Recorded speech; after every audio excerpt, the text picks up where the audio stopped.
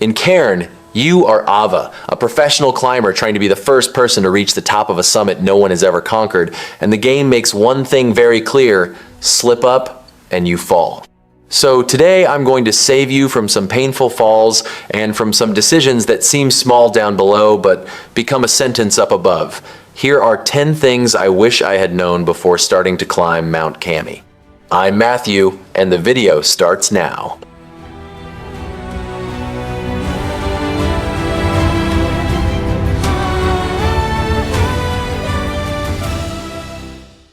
If there's one thing that blew my mind right on the first ascent of Mount Cami, it was the lack of an interface.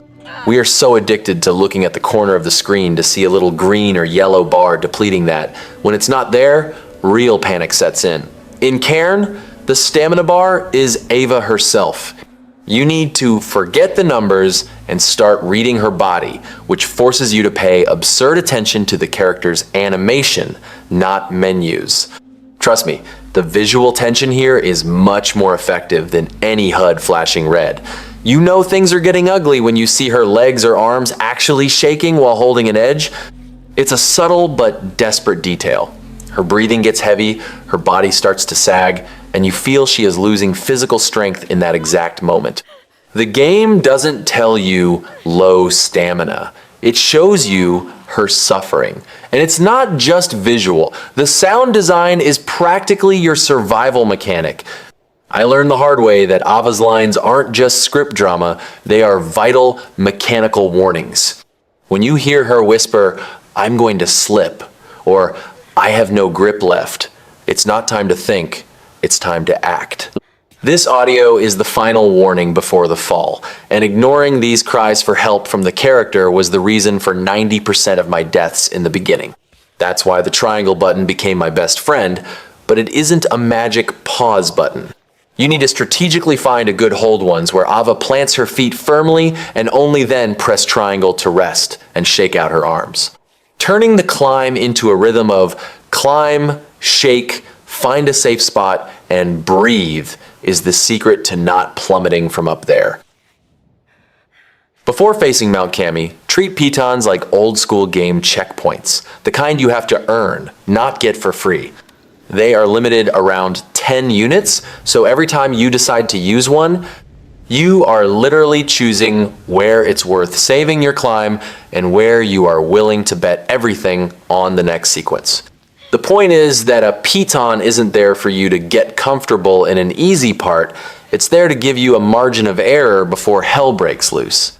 I started performing much better when I began placing pitons before technical sections, before that stretch where you look and think, okay, I might lose it here. And there's a huge psychological bonus.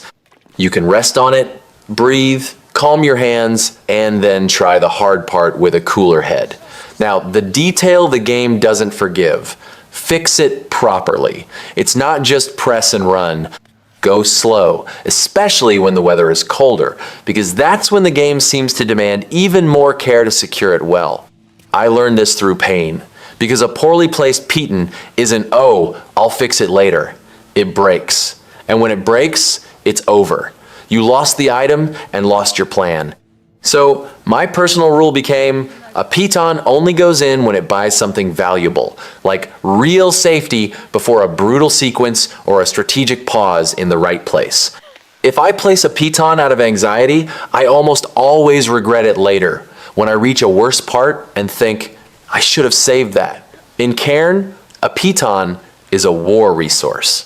Use with intention, fix with patience, and respect the fact that a mistake there costs dearly and is permanent. If I could erase one habit from my head, it would be this impulse to always go straight as if I were speedrunning. The mountain deceives you because the most obvious line is almost never the safest. And when you insist on the perfect vertical path, you end up wasting strength for nothing, putting yourself in bad positions and turning an okay part into a disaster that didn't need to happen. What really changed my game was starting to think like a climber, not a rushed player. Sometimes the best decision is to go sideways, do a weird diagonal, or even climb down a little just to find a better sequence of holds. There are moments when a 2-meter detour gives you a firmer handhold, a foothold that finally locks, or a micro rest that saves the entire attempt. It seems counterintuitive, but that is exactly where the game starts to make sense. And there's a psychological detail I love and hate about this. Cairn rewards you for looking, planning, and respecting the terrain. When you route well, the climb feels cleaner, more controlled, and you feel like you're mastering the mountain instead of just reacting to panic.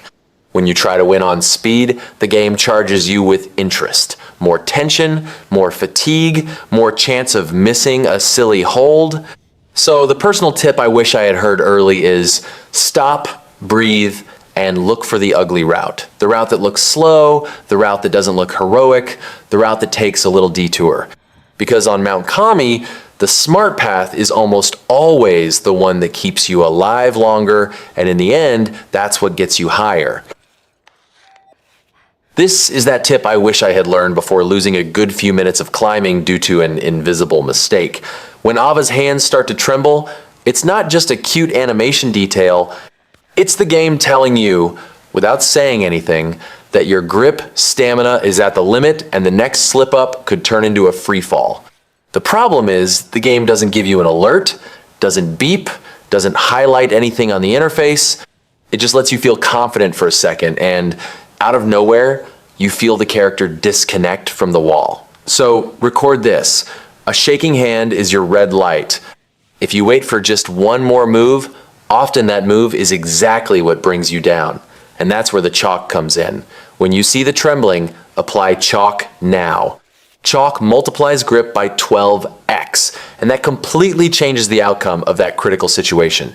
Instead of letting go without understanding why, you gain a real window to reposition, breathe, find better support, and continue the ascent with control.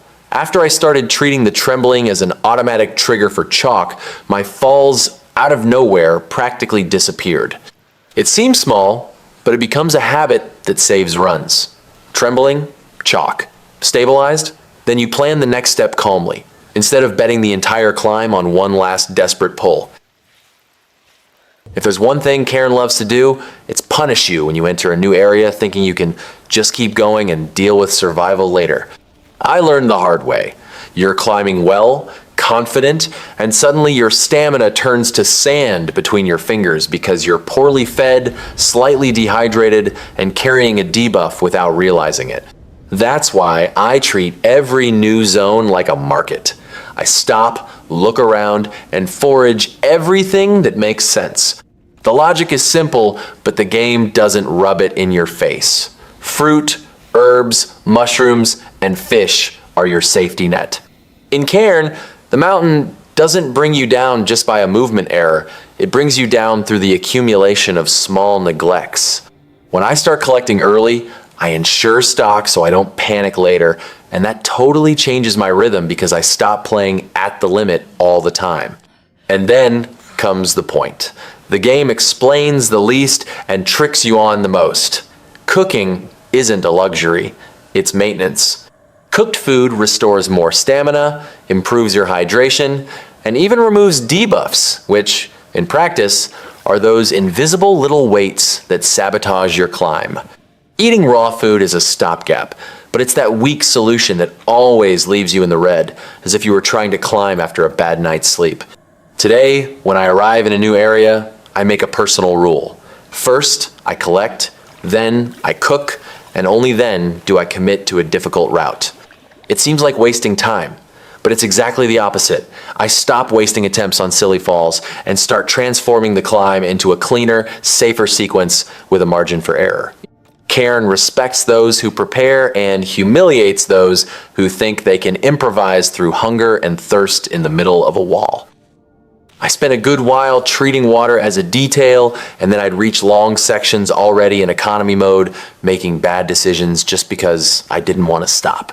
Now, whenever I see a spring or waterfall, I immediately think pit stop and fill the bottles right then and there, because hydration here isn't comfort, it's performance. The funny thing is that the backpack is also part of this survival package, and the game is kind of mean about how it gets you. When you're overloaded, Everything gets stiffer, you hesitate more, and that hesitation turns into errors on exposed walls.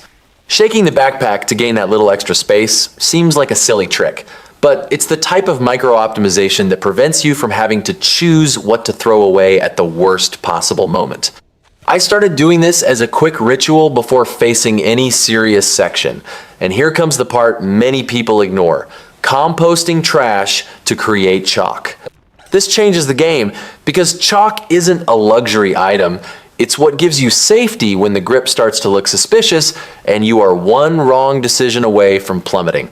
I like this idea of turning mess into resources because it fits Cairn's logic. Those who organize survive. So I look at the trash and think, this is grip tomorrow. Near the top, this routine becomes essential because that's when you are tired, the route starts demanding more precision, and any small failure becomes a big fall. Full water keeps you consistent, a well-managed backpack keeps you light and ready to improvise, and chalk gives you that extra margin in critical moments. After I adopted this, I stopped feeling like the game dropped me out of nowhere and started feeling like I had control over what I could control.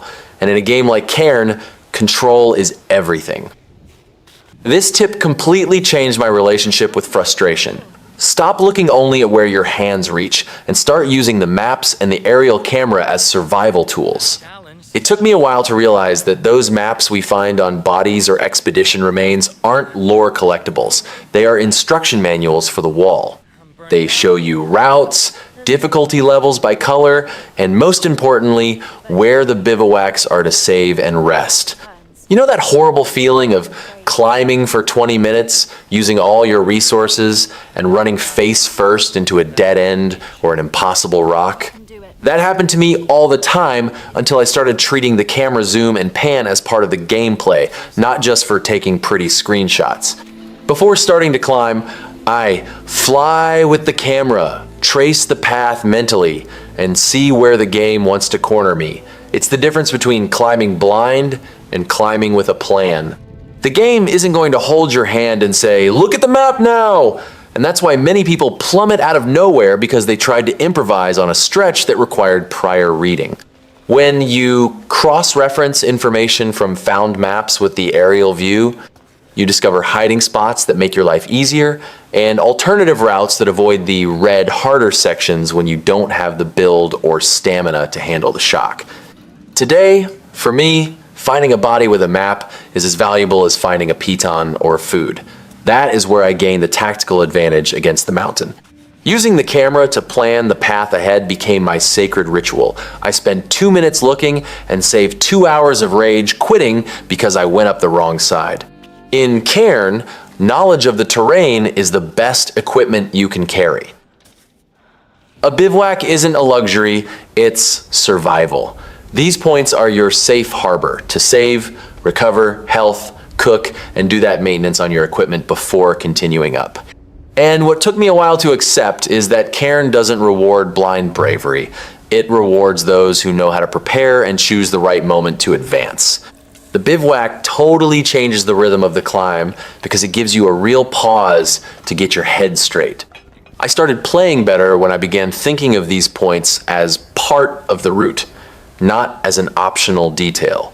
Arrive, do the basics right, ensure you're in one piece, and only then decide on the next stretch.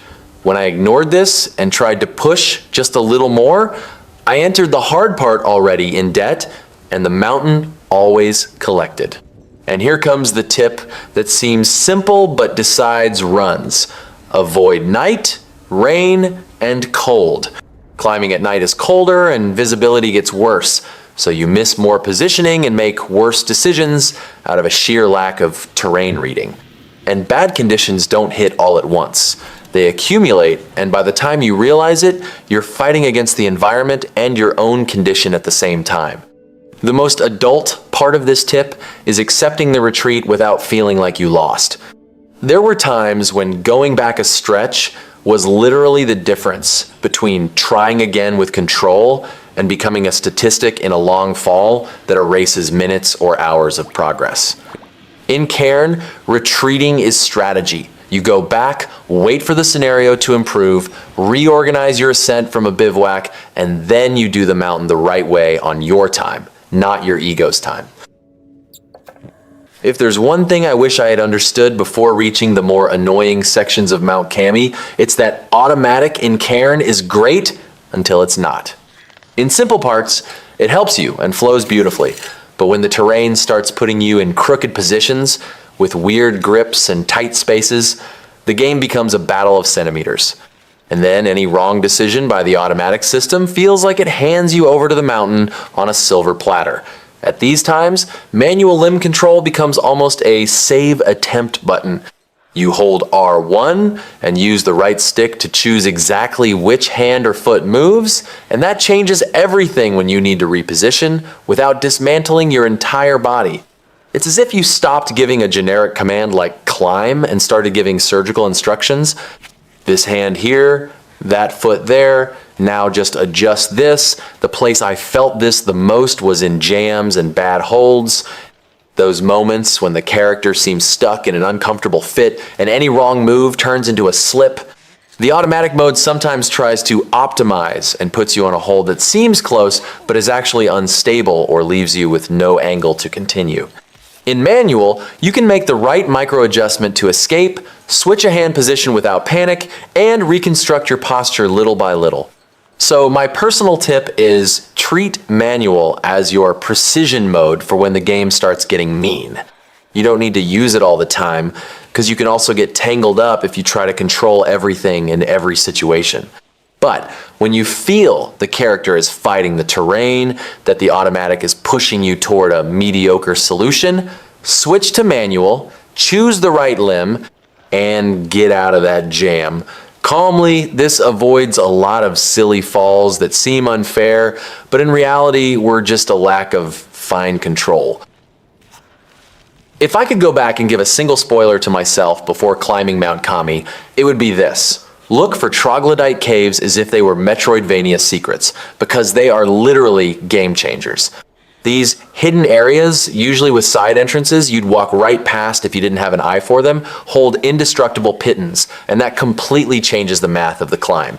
While you're there counting your 10 normal pitons as if they were life, these special pitons give you an infinite safety margin, and it's not just the eternal piton that makes diverting from the main route worth it. Inside these caves, you find equipment, upgrades, and extra supplies that honestly make a giant difference on long, technical walls. I started performing much better when I stopped treating exploration as a waste of time and started seeing it as an investment. You spend a few minutes looking for a side entrance, but you gain resources that save you in sections that, without them, would become a pure nightmare.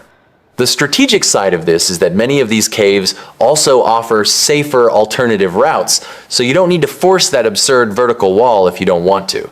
It's almost as if the game has two layers, the obvious and brutal route for those who want to suffer, and the smart route for those who explore and use the map to their advantage. And the coolest part is that finding these areas gives you that feeling of, now I get the game, because you realize that Cairn isn't just about climbing. It's about reading the environment and making smart decisions. Always look to the sides, look for strange crevices, entrances that seem off the path, because inside there might be the piton that never breaks and the upgrade that saves you 3 sections ahead. Treating these caves as optional is wasting half the game's design. They exist exactly to reward those who explore carefully and think beyond the straight line.